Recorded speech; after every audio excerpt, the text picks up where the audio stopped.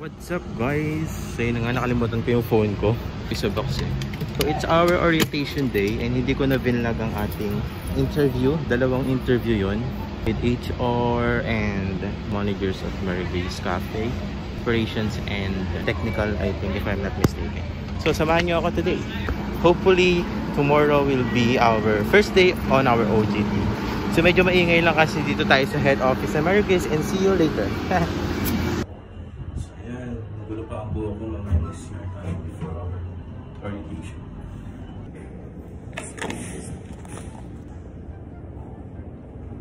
Ito ba? Kaya 12 years old. Ira-route ko lang to.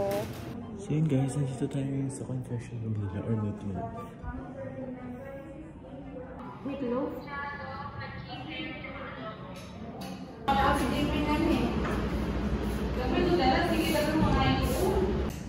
Hi guys, I'm back. So I'm done eating my lunch.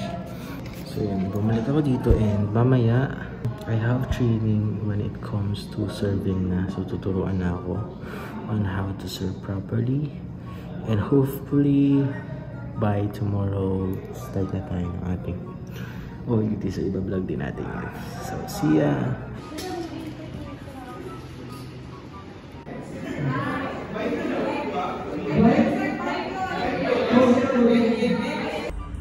Hi guys, I'm done training and I got my apron and yung tag. So ayan, pag-uwi natin, sukatin natin dahil kailangan pa natin magtahi. So ayan, pinag-train na tayo and acting. So yan, tuloy na ako. Hi guys! So ang gulo ng buko. So I just got home from head office. So yun nga, tapos na ang ating training. And we're gonna start tomorrow. So pupunta na tayo sa SM Sukat tomorrow para mag-start ang ating OJT.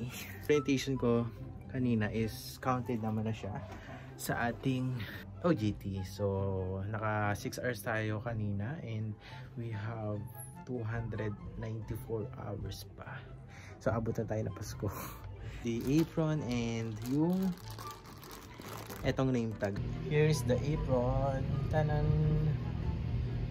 So yun, binigay na siya agad sa akin right after ng training ko. Hi guys! So nag-park na ako. Dito na ako sa SM Sukat. Medyo kinakabahan pero go! Go! Go! Go! Ayan akong vlog. So ngayon ko lang nalaman na kailangan pa na lang entry pass.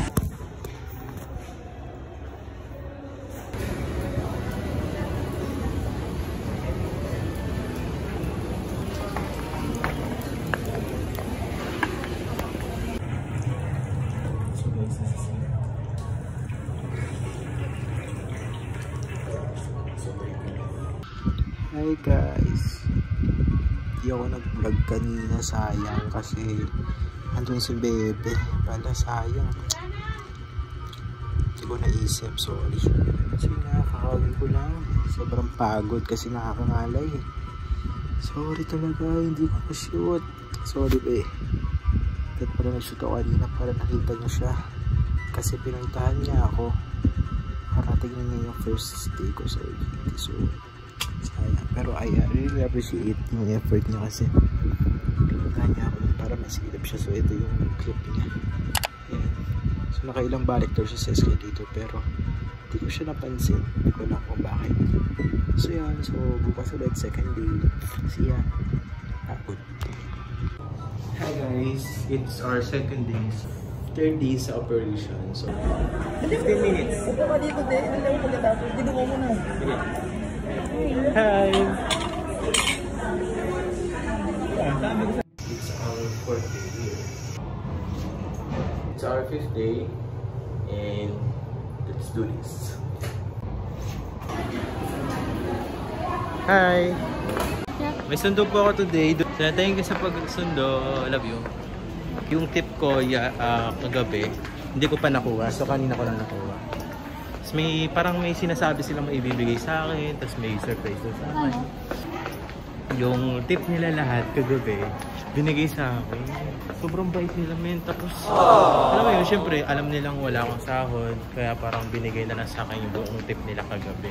So, sa mga naka-closing kagahapon, yun, shoutout sa inyo. Thank you so much. Pero ano 490. At least, di ba? Kasi nagpa-parking ako dito, 30 pesos a day. At least, kahit pa paano, di ba? Parang nagustuhan naman daw nila yung service ko and maganda naman daw yung performance ko. What's up guys? It's our 6th day here. Hey guys, it's our meetings if I'm not mistaken.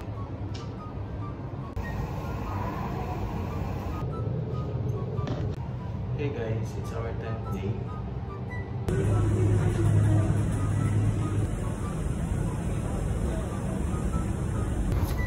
Our 13th day, supposedly dapat 13, 14, 16 days na to. Kaso hindi ako nag-OJT last week because alam nyo na, nasa Itbulaga tayo.